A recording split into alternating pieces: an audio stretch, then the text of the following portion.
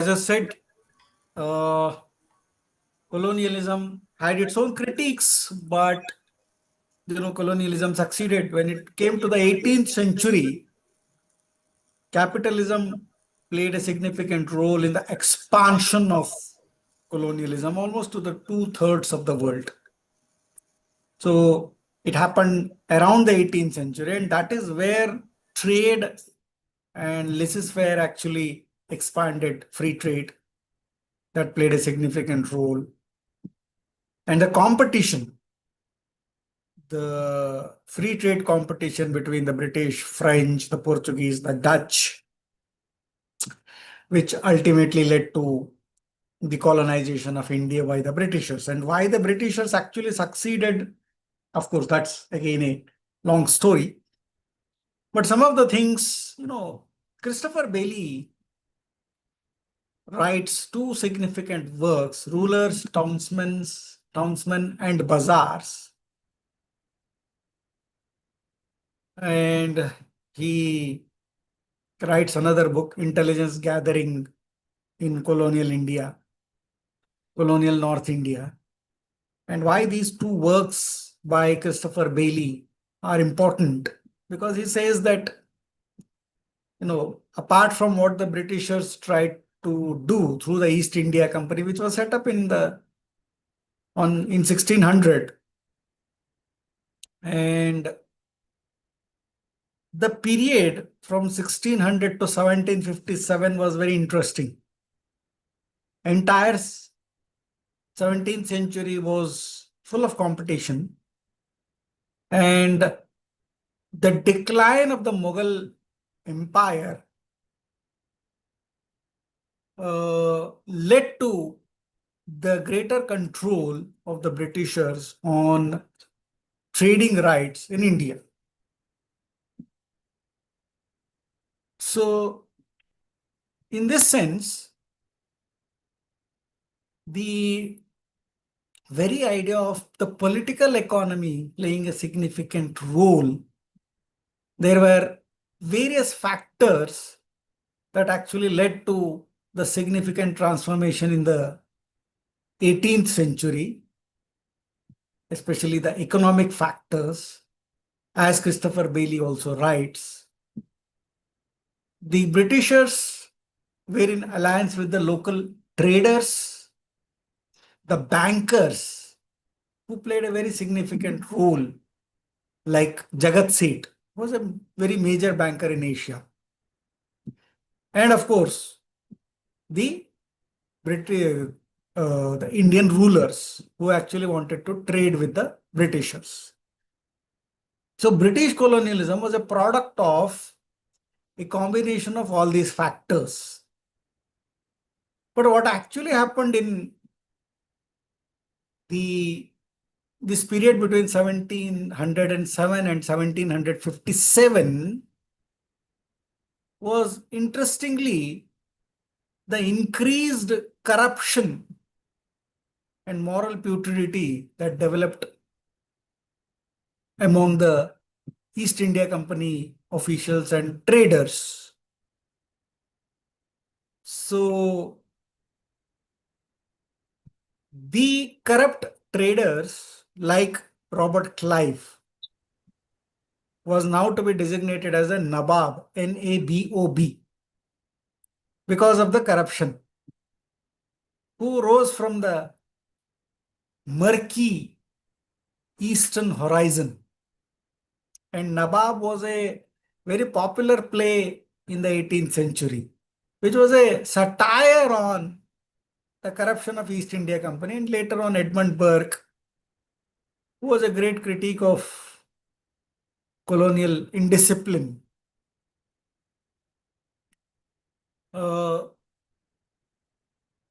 These factors ultimately, and the Battle of Plassey, which was a decisive victory for the Britishers in the Diwani of Bengal, the taxation rights, the Diwani came to the Britishers. And by 1772, the Regulating Act of India the Britishers had decided that the East India Company officials who wanted to play the role of the state were becoming corrupt, like the Nawab, that murky figure of Nawab. And that is where the very idea of British rediscovering themselves and how this discovery actually continued. In the 16th century, it was the Elizabethan era. And in the Elizabethan era, the idea of Britishers looking at the Orient was one like what do we see in the Arabian Nights. They looked at from a great sense of anxiety, fear. There was a sense of fear. But when Thomas Coriat and Thomas Roe actually came to the court of Jahangir, their perception of India actually changed because everything was so systematic, like the grandeur of the Mughal court, the beauty, the system of bureaucracy, everything transformed the idea of the Orient from one of the Elizabethan fear towards the love of the other. But this love of other, of course, did not last long because with this love of other was what Warren Hastings began the Asiatic Society of India under the leadership of William Jones. And this is the golden age of British Orientalism in India. This is what David Kopf writes in his big book, British Orientalism in Bengal. So this idea of looking at what David Kopf in another article writes as hermeneutics and history. So the Bengal British Orientalism and the Bengal Renaissance. There is one Renaissance in India also, which we think that after the Britishers came, it happened. But of course, that's a different story altogether. But British Orientalists like William Jones, Nathaniel Brassey Halhead, and others who actually wanted to promote Indian languages, especially Sanskrit. They believed that India lived in its texts. So they wanted to create the idea of a textualized India. So India lived in its text like Hindus, Shastras, and the Islamic canon. So the idea of a textualized India became very, very significant, and that is where the road towards codification of laws actually began with William Jones, Nathaniel Brassey Halhead, and others. So, but the transition that began to happen back home in Europe itself, in England, the way in which the trial on Warren Hastings happened, impeachment, the great advocate of that impeachment being Edmund Burke, the idea of moral putridity of British colonialism again began to haunt. So the idea of taxation again became a significant issue because what was happening was there was tax corruption, the amount of taxes that was taken by the British officials, they themselves siphoned off a lot of funds and the company was in loss. And that is why Cornwallis comes up with this idea of permanent settlement. Ranajit Guha writes a book on this permanent settlement. And the very idea of permanent settlement and economic policy for Bengal,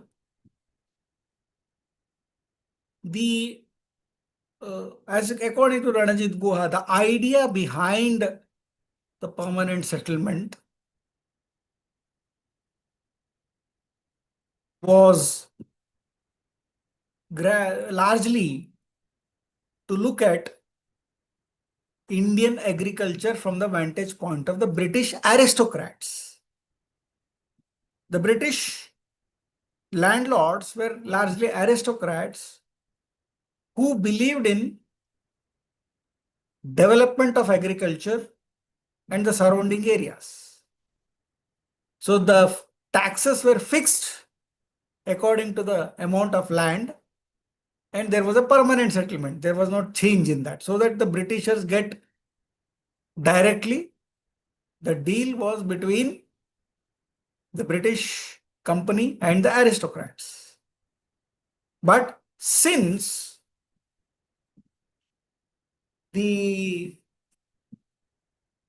as what Ranjit Goa says in his book, A Rule of Property for Bengal, Permanent Settlement, A Rule of Property for Bengal, in that work, the aristocrats, the Bengal landlords did not become aristocrats, rather they became absentee landlords. But the major change happened under the influence of James Mill, utilitarianism. The idea of the age of improvement. We need to look at the Indian colony not as a classic Orientalist text, which we need to understand and glorify, but to improve India. Because James Mill's A History of India in 3 volumes, which was a hegemonic text in the Indian history, where James Mill claimed that he was the only historian of India. He clearly put forth a Hegelian vantage point where India did not have a state, and that is where India did not have history. So it is the Britishers who will write the history of India. And Lord William Bentinck, who became the Governor General of Bengal in 1829, he took the words of James Mill in toto, and in fact, in his farewell dinner, he told James Mill that I am going to India as the Governor General, but you will be the Governor General. I will only execute your ideas which you have written in the history of India. So in this sense, from Orientalism, the discovery motive to look at India changed towards liberalism. So there was a considerable transition in the idea of Orientalism itself. Now it is at this juncture, let us come to what is the idea of Orientalism. Sorry. Now the classic text on this is of Edward Said. Most of you must have read this work. If you have not, please read this. And anybody who is interested in understanding what is post-colonialism, the classic text is of Leela Gandhi. Now, when we say post-colonialism, there are 3 pioneers: Edward Said, Homi Bhabha, and Gayatri Spivak. So before coming to their views, let's understand what is Orientalism. Orientalism is a study of the European ways and attitudes of looking at the East, which is very, very Eurocentric in character. Now, what is Eurocentrism? Annibal Kahano describes Eurocentrism as Europe first and Europe as the epistemological and ontological vantage point to look at the world. And that is where Sanjay Seth's book, Beyond Reason, gives a picture as to why social sciences were invented. As I said, history to differentiate between the Europeans and the non-Europeans, temporalities, medieval, modern, primitive, spatially between Europeans and non-Europeans. Anthropology was discovered as a social science to look at differentiate the superiority and inferiority of races. Now, in this sense, Orientalism was a Eurocentric worldview of looking at the East, like India, Africa, China, Middle East. And Edward Said, writing on largely the Indian examples, and of course China also. Edward Said used the idea of power by decoding it through two scholars, Gramsci's idea of hegemony, where Orientalism does not become a unilinear project, rather Orientalism succeeds because of the interaction between the Occident and the Orient, both. Similarly, for Edward Said, Eurocentrism, there is a hegemonic acceptance by the non-Europeans. Plus, there is a geographical idea of the Orient also. Like everything beyond Europe is the Orient. And the way in which the Europeans look at the Orient is what is called as Orientalism. And how was it looked at? It was largely looked from, as I said, the vantage point of the superiority of European culture and the Foucaultian idea of power. That is what Edward Said actually tries to look at. And what is Foucault's idea of power?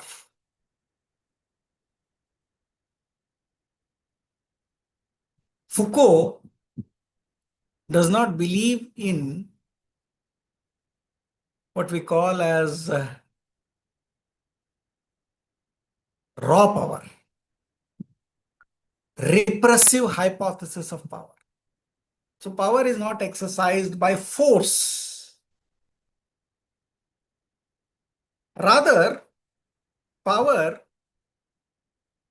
is actually exercised in a pastoral sense. What does a pastor do? He convinces that what is right and what is wrong. So power is also exercised in that sense. So in the pastoral sense of power, power cannot be exercised through brute force that used to be exercised before. But after modernity, power is exercised through means of convincing. And power is not centered in one place. Power is plural, dynamic, and it is operating in the entire society. So power and resistance, they actually coordinate with each other. In the sense, power flows. It is dynamic. It is not static. So the power is dynamic. In the sense, It is called as the capillary form of power. So capillary form of power means power flows in the society like the blood flowing in the veins and the arteries. So you cannot say that power is concentrated at one, like in the government or where. There is power relations everywhere. Now, based on that, how Orientalism operates, that is what Edward Said is trying to do. How actually Orientalism operates. So for Edward Said, Orientalism is the knowledge of the Europeans about the non-Europeans. And that knowledge is very hegemonic. Eurocentrism, in this sense, becomes very, very hegemonic. So the understanding of the Orient, what is called as Orientalism, becomes a significant part of the way in which the Orient was looked by the Britishers, say, for example, through the classical Indian texts. So there was a sense of mutual attraction. The Europeans were attracted towards the Indians and the Indians were attracted to the Europeans. Similarly, the idea of what we call as the idea of power. Here, British conquest was not forceful. Like they came, attacked the Indian cities, like the Islamic invasion. That did not happen. It came in a very cooperative way through trade, banking, and other kinds of transaction. And then gradually the cultural transactions happened. The Britishers promoted the Indian languages through the Asiatic Society of India. And then gradually the Indians also started learning the English language after English education was promoted. And why English education was promoted? Gauri Vishwanathan writes a very interesting book on this, Outside the Fold. So Gauri Vishwanathan's work, she is also an Orientalist. For her, the way in which the English language promoted by Thomas Macaulay as a language of colonialism. So everybody knows Macaulay's famous statement on Indian education. And English became a link for the transformation of the Indian middle class into a satellite of the European bourgeois ethno-class. So the middle class intelligentsia, as what Thomas Macaulay said, Indian in blood and English in morals and virtues. And that's where the British Orientalism began to operate. The Indians' intelligentsia got attracted towards the English language in that sense. And once they started reading Shakespeare, especially Shakespeare in Bengal, the English morals and virtues began to get enacted through the Indian minds, like liberalism. Of course, Jyotsna Singh writes a satire on this by giving an example of a play. I forgot the name of the play, where the husband is a East India Company official, English educated. So he gets into gambling, drinking. So he thinks that that is a fashion. But the wife is still Indian, believing in puja path and other things. So that cultural tussle reflects how Orientalism actually operates. So, in this sense, the idea of power operating through the knowledge, the Foucaultian link between power and knowledge, which creates a discourse. Orientalism became a kind of discourse which became acceptable both for the Europeans as well as the Britishers. Although the discovery motif began to change after William Bentinck came and the age of improvement actually began, but Orientalism remained a significant part of the British understanding of what India was all about. That is why Jyotsna Singh says, although the British geographically discovered India in 1757 maybe, or even 1600. But the cultural discovery of India kept on changing till 1947. From Orientalism to liberalism to Burkean morality. So the idea of cultural India kept on changing. To that extent that Nehru himself appropriated the British notion of discovery. So he also wanted to discover India. And that is why he wrote this book, Discovery of India. So, in this sense, the idea of looking at what we call as British India as a Orient and British way of looking at Indians as Orientalism, that is the entire way in which Edward Said, by giving the example of China, India, the Middle East, that is West Asia, the way in which the colonizers actually looked at and why they were looking at Indians as the other. The difference between self and other is created because of, as what one scholar Blot, J.L. Blot, calls as the colonizer's model of the world. So there is a colonizer's model of the world. And the colonizers did not want to look at the world beyond this model. They had a particular set model that they had inherited from Europe itself. So as Jyotsna Singh says, the British discovery of India was not to understand India, but to reinscribe Europe on the Indian map.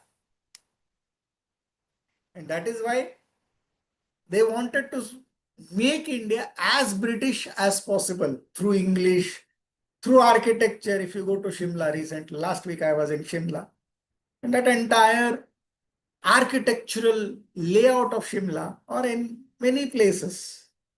If you come to Delhi University, the Viceregal Lodge, that's again a very architecturally very British in character. Now, in this sense, that is where the very idea of looking at the, what you can say, Orientalism, as the Britishers considered Europe as superior, that is what is called as Eurocentrism. When they called it as Eurocentrism, that means they wanted to transform the entire world into Europe. Because that is why when they came to India, rather than becoming like the Indians, they wanted to make the Indians to become like the Britishers. So the English education, as what Gauri Vishwanathan says. Jasodhara Bhakshi, again, another scholar of English, brings out this point that English became like a cultural transformer. It was a cultural transformation. So suddenly you start liking the European attitude and start blaming Indian culture. Okay, we keep our women suppressed. Of course, this is true. But it is not false that the Britishers also kept their women suppressed. And that is where Victorian morality became a significant aspect. Now, when the transition, the four-phase transition, which I am looking at, from Orientalism, we see to the age of improvement, James Mill, and before that, we are looking at Burkean morality. And ultimately, Queen Victoria became the Empress of Britain at the age of 17, I think, in 1927. Maybe you can forgive me for dates. After that, she regimented social life, socio-cultural life. Women should not go without headgear. There is a particular way in which family morality should be governed. Men are meant for the sickle, women are meant for the hearth. So that is a part of Victorian morality that comes up. Now, exactly, there is an irony when a British officer comes to the seashore of Mumbai and looks at half nude fisher women, and his Victorian morality gets complete bombardment. And that is why Lord William Jones' Abhigyana Shakuntalam was now not consumed by the Britishers because there is too much of description on the bodily beauty of Shakuntala.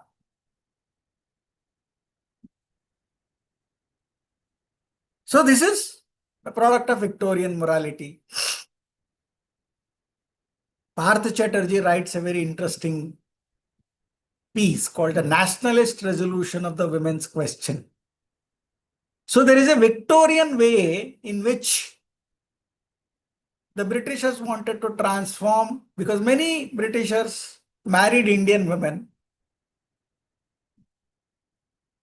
and the difference was Indian women got less education. And there is a very interesting story, a satire on Victorianism versus the nationalism of Indian women. Now, the British aristocracy wanted their women to learn dance, music, fashion, catering. For what? Not for their liberation, but to entertain their men after a hard days of work.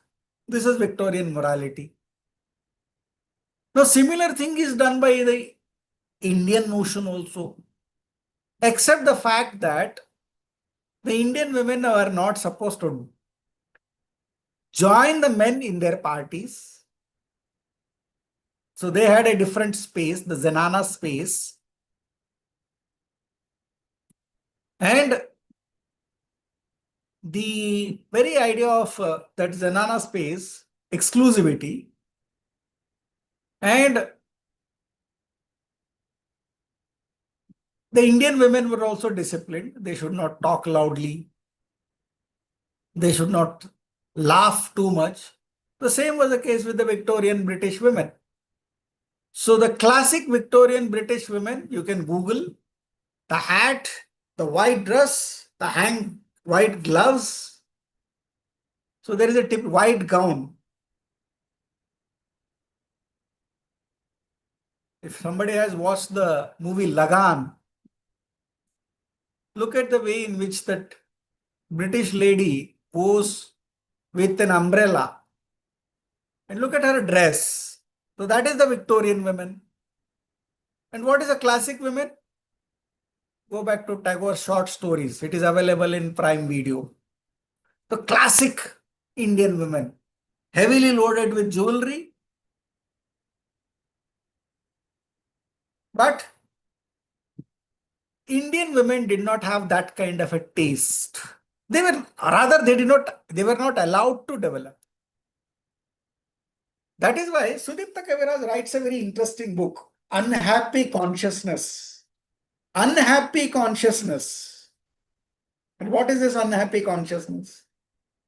When some Indian girls were exposed to, and one Rabindranath Tagore story brings in this crisis.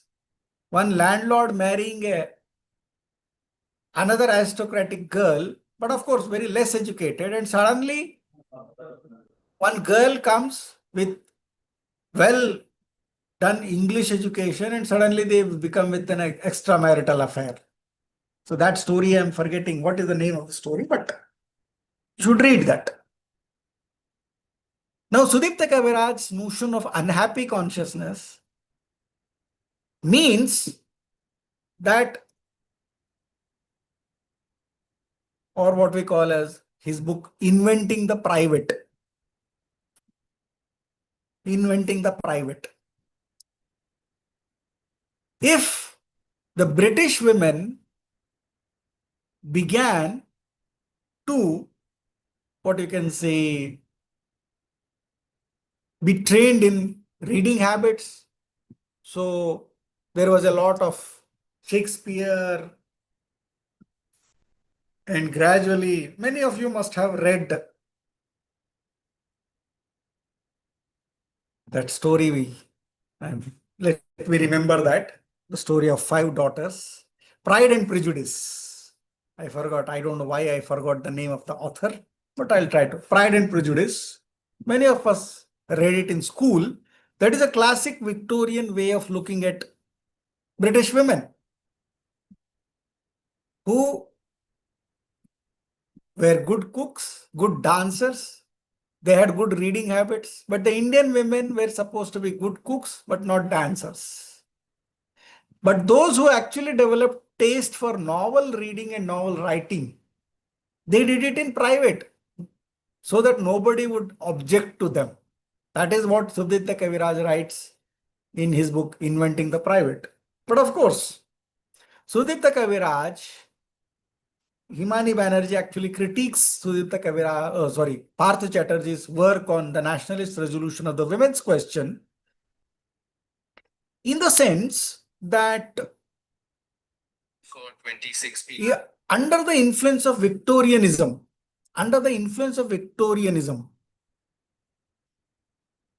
the Indian aristocratic families began to teach the women how to behave with their husbands.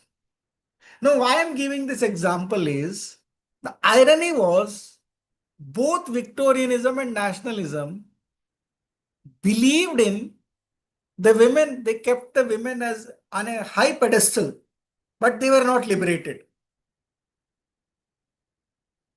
And Victorianism in this sense became a significant discovery motive for Britishers, and Indians began to adopt the Victorian morality.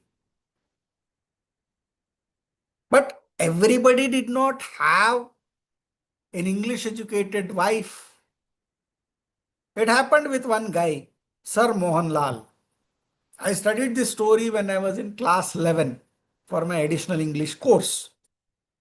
So Sir Mohan Lal was an English educated. He had studied law from Lincoln's Inn. Lincoln's Inn is very, very famous, where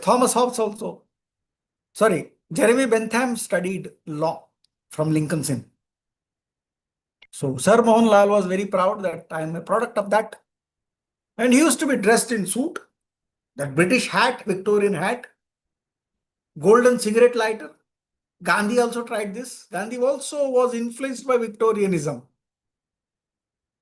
My experiments with truth, where he writes, All his letters have been reproduced in that, which he used to write to his brother that I want this much of money to purchase a golden pen, I want this much of money to purchase a golden lighter, a woolen suit, and so on and so forth. So, in this sense, the idea, the story of Sir Mohanlal with the golden lighter and everything symbolizes what post-coloniality actually matters for us. Now, Sir Mohanlal purchased a ticket in first class compartment. Gandhi also had purchased it. Gandhi was thrown out of the first class compartment. And when in that Gandhi movie, the first scene, it indicates a black man was putting the luggage. My mother gave a wonderful cultural metaphor when I must be in class 5th or 6th at that time. Today I understand what she was saying. She said the Britishers made the Negroes as coolies and Indians as gumastas, clerics. And this is so much truth. We all became carcoons. Just एक clerk का काम क्या होता है, जिस file में जो noting है वो उसको पता होता है, उतना ही लिखता है वो. And Indians were supposed to know some basic mathematics, basic English, draft a letter and give it. No decision making. Clerk can never take a decision.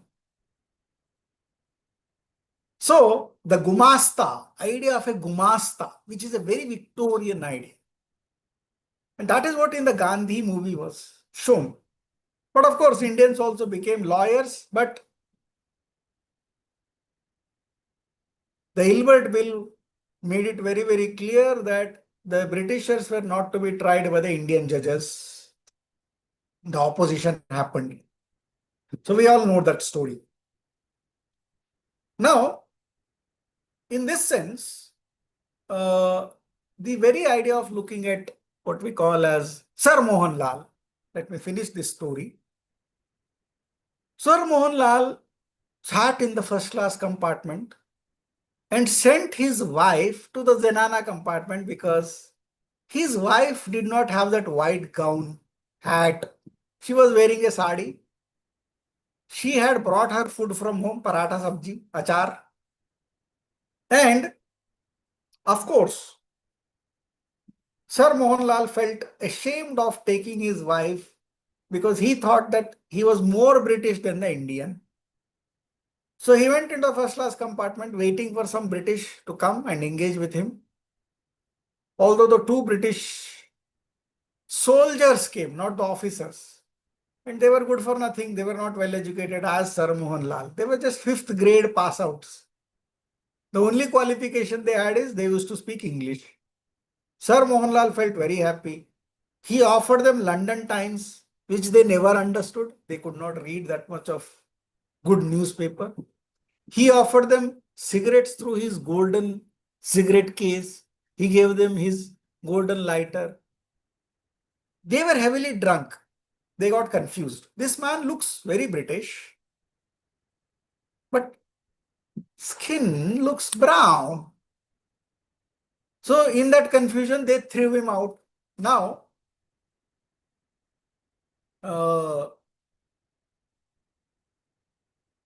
Gyan Prakash calls such an imaginary as the brown sahib. Sahib is the term for the Britisher. So we call it in different ways, Firangi, Gora, because of their color. Firangi is that color of the papaya. Gora, of course, white. Sahib, because the Britishers became the sahibs. Everybody, even the kings, in the king's court, there was a resident officer who was overruling all the regulations of the king. After the doctrine of lapse, Mansabdari system, all that, sorry, doctrine of lapse especially. So this is what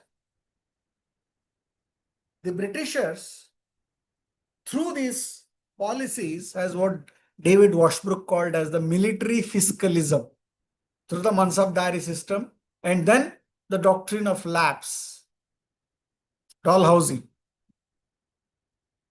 And these, although Dalhousie brought in railways, but he also brought in doctrine of lapse. So if you don't have a biological heir, you cannot adopt a son. You have to give it to the king. And of course, the idea of what the Britishers used to call as the Oriental despotism.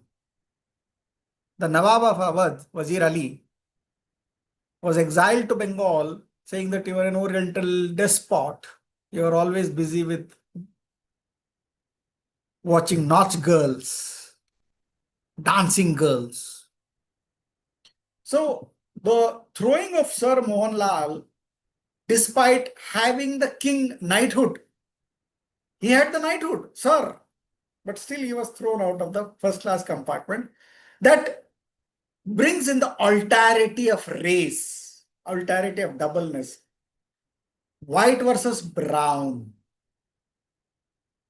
We tried to become the brown sahibs, and today also we tried to become. It happens. If in a classroom, if somebody speaks in good English, the teacher thinks he or she is intelligent. जो भी कन्नड़ा में बोलता है, हिंदी में बोलता है, सोचता है इसको कुछ नहीं आता. ये mindset है. And this mindset has been created by the Britishers because we became brown sahibs. We dress, I'm not wearing a dhoti and shalya. So everything about what we do and the medium in which I am giving the lecture is also British in character. Now, is this the tragedy of post-colonial India? Now, theoretically speaking, as I said, Edward Said, Homi Bhabha, Gayatri Spivak, all the three were major pioneers of what we call as colonial discourse analysis or colonial discourse theory.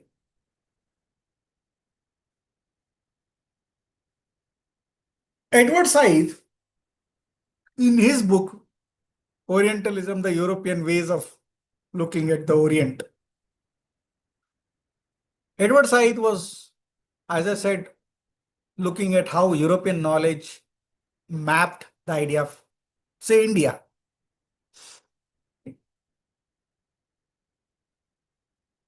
And the problem with Edward Said was, this is not what I am critiquing, this critique is made by Gayatri Spivak, Gayatri Chakravarti Spivak.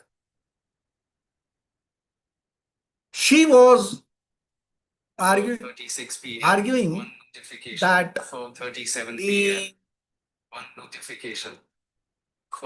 entire Orient is not one geographical category, as Edward Said says.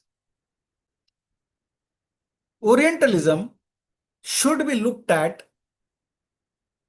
as being used in different ways in different places. Like Indian Orientalism is different.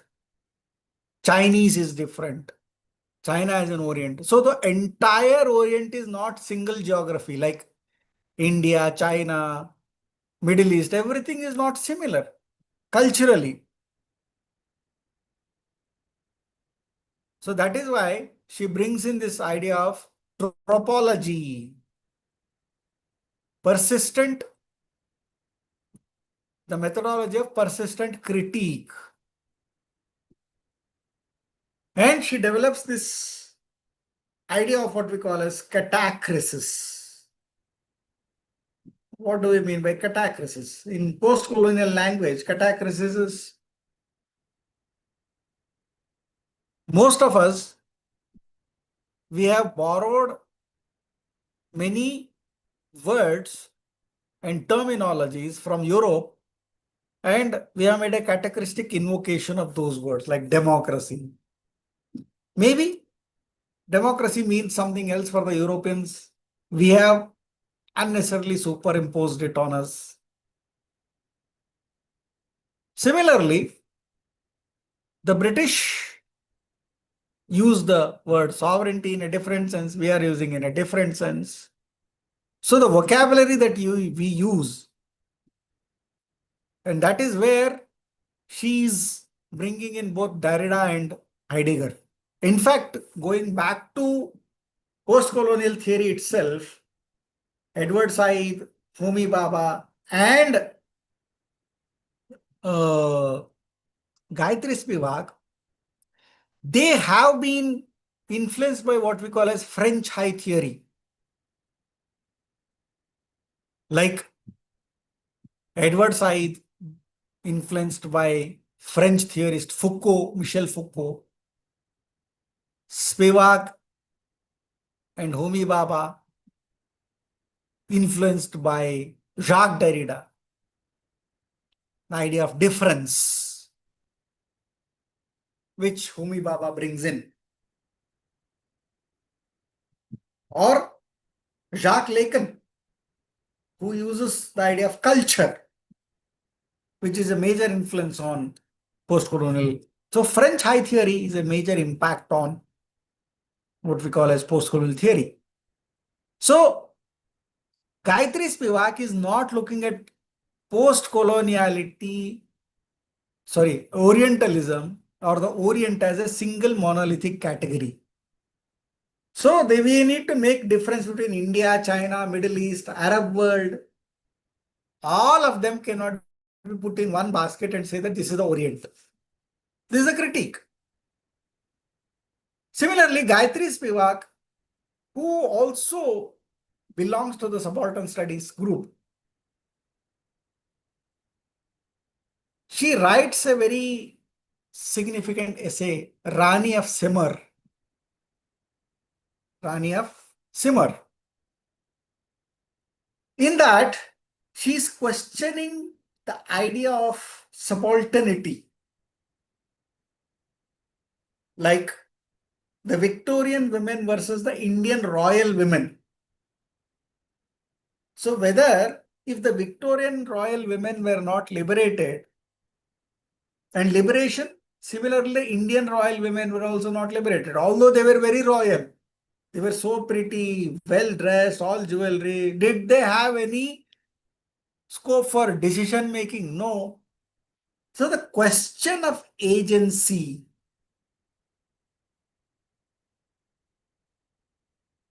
so she calls this as epistemic violence.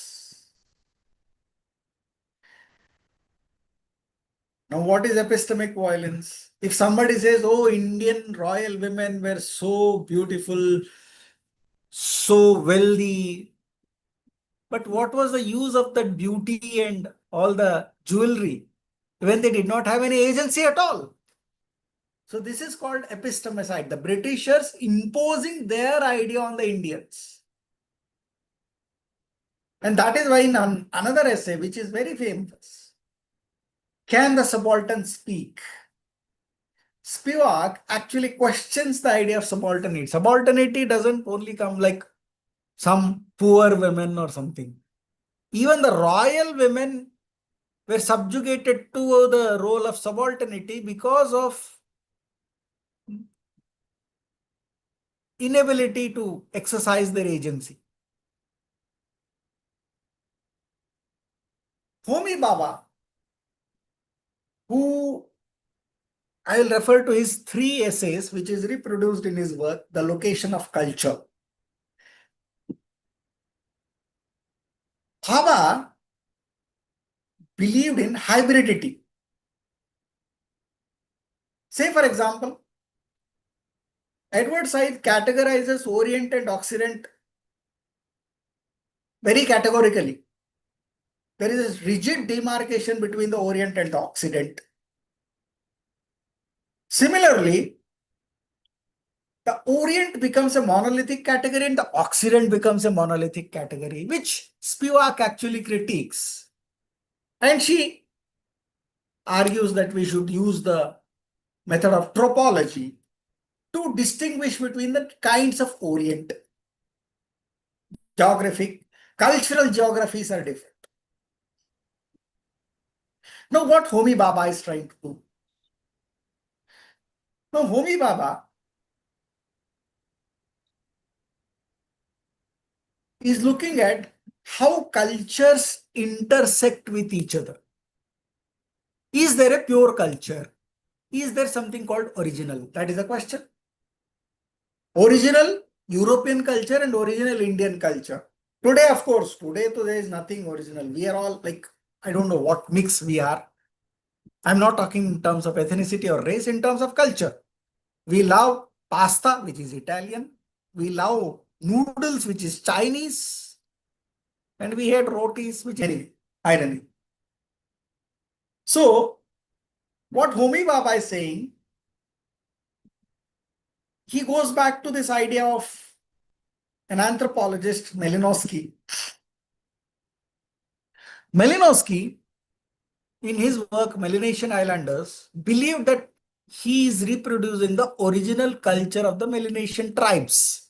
Malinowski went there, stayed there for 2 years, even made friends with the tribal girls. He had children from there, those tribal girls. So he lived with them. But when he came back and wrote in Australia, whether that culture which he wrote is the original one.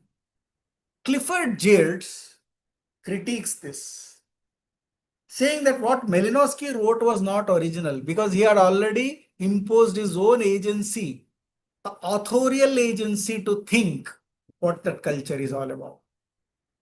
So culture doesn't stay in one place, culture travels. Culture travels. That is what Clifford Geertz, an anthropologist, says. Now, if culture travels, does cultures intersect? This is what Homi Baba says. Now, Homi Baba brings this idea of what he calls as the third space of enunciation. If there are two staircases, there is a gap between the two staircases. Why do we think that only those two staircases have space? There is a gap between the two staircases. And that is where what we call as the stairwell, that is the third space of enunciation, where new forms of hybrid cultures. It is not just the Indians who borrowed English morals. The Britishers also followed many. Oxford Dictionary has words like baranda, bungalow. Many of the Indian way of life, of course, if Britishers gave us tea, the Indians gave the British food spices, which was not there. So in this sense, there is a way in which the question of hybridity,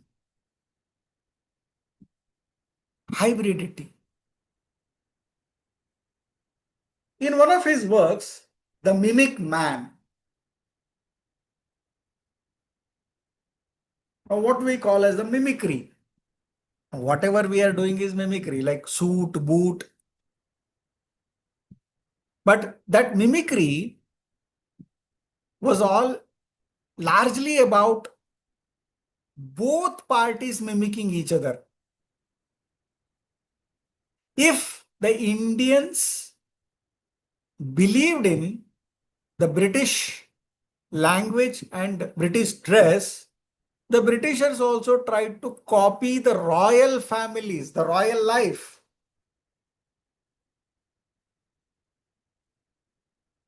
So in this sense, the way in which the Muslim emperors were catering, that kind of a catering entered the ballrooms of Shimla. Now, the interaction was from both ways. So there was a hybrid culture that began to develop. So mimicry was on both sides. Similarly, Bhabha gives a term called ambivalence. Now, the colonizer and the colonized were not in a relationship of love or hate, full of love or full of hate. That was not the case. Love and hatred actually simultaneously prevailed in the relationship between the Britishers and the Indians. Like, say, for example, the Britishers hated many things of Indians, but they also loved it. Loved the way in which the Britishers, Indian food or Indian way of life, Indian philosophy of what you can say, or in Hindi we call Vairagya, that impacted a lot on the Britishers. We borrowed the idea of time, the modern idea of time from the Britishers. So the love-hate relationship is one of ambivalence. So post-coloniality, while it still remains a significant aspect to be studied, I wrote this book in 2025. This book is published. Are we still impacted by colonial culture? There is yes and there is no. There is considerable way in which we are trying to towards reclamation, Indian knowledge system and other things. But how can we imagine, like the Chinese, they don't have the language issue. They don't speak English. Neither the Russians speak English. Even the French, if you go to France, you will get hardly a person who can speak in English. This was my experience in Paris. This was my experience in Barcelona. This was my experience in many places. Greece, Athens, I did not find a single person who knew English properly. But in India, even a rickshaw puller will know a working English so that he can guide the passengers. China, it became very difficult to interact. Why in India English dominated? Because the Chinese did not accept English education as the Indians did. We accepted it after Macaulay's report. So we loved English. We still love English in many respects. So in this sense, we need to understand that colonialism is not all about love or hatred. Indians loving the British and Britishers hating Indians. That was not the case. Even in the height of decolonization, Ashish Nandi writes a book, Intimate Enemy. The title itself is indicative. Why it is called Intimate Enemy? Britishers were India's enemies, but they were intimate towards, because personally, all Nehru's, Gandhi's, they all cherished friendship with the British officers. Gandhi writes in My Experiment Truth, with Truth, my fight with the Britishers is on the issue of virtue, not on personalities, because they are my friends. This is what he writes. Recently, Shruti Kapila, even Shruti Kapila, before Shruti Kapila, Ananya Bajpayee writes a book, Righteous Republic, where she is looking at the idea of public sphere or public culture from the vantage point of Gandhi, Ambedkar, and Tagore. All of them had different ways in which public life was to be imagined. For Gandhi, it was renunciation, satyagraha. For Ambedkar, it was revolution. And for Tagore, it was internationalism.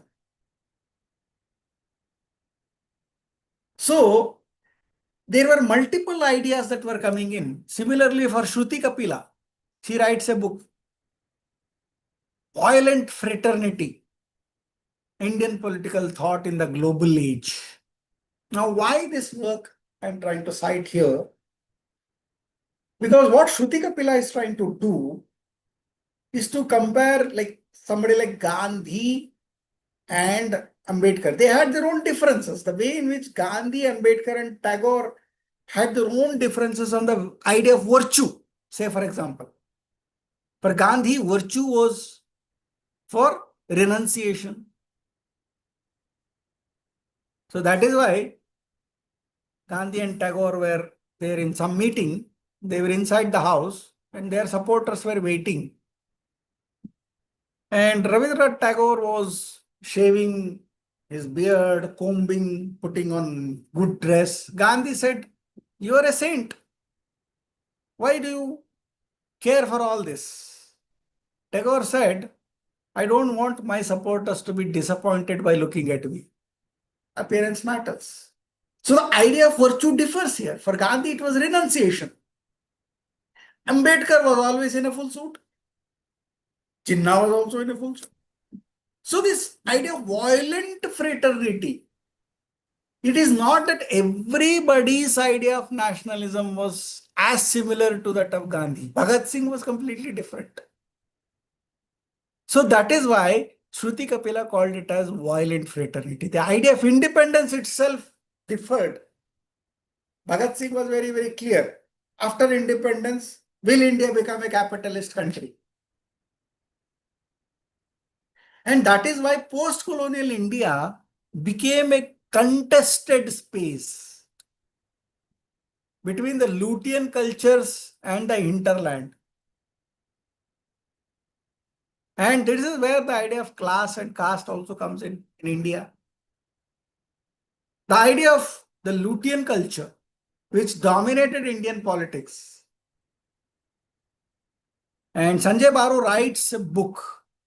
Sanjay Baru, who was advisor to the Mr. Narasimha Rao, Prime Minister, he writes a book on Luteanism.